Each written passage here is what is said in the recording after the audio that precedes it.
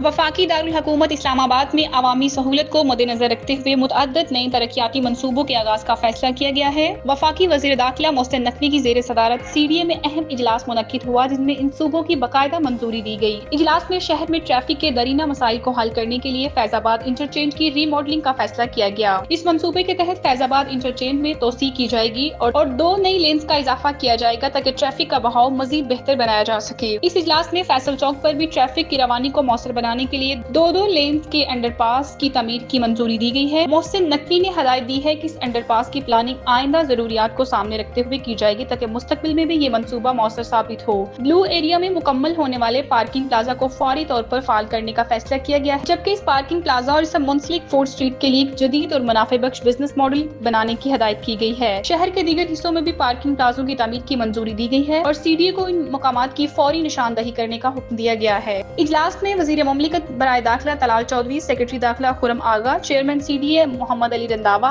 IG police और दीगर आला हकाम ने शिरकत की। इजलास के दौरान ब्रीफिंग में बताया गया कि ब्लू एरिया फोर्थ स्ट्रीट में पैदल चलने वालों के लिए मखसूस ट्रैक्स, फूड स्टॉल, बैठने के लिए बेंचेस और तफरीही सरगर्मियों के लिए मखसूस मकामात का तयन मुकम्मल हो चुका है। पार्किंग प्लाजा में कमर्शियल दुकानों के अलावा रूफटॉप रेस्टोरेंट, लैंड सिनेमा और दीगर जदीद सहूलियात भी फराहम की जाएंगी।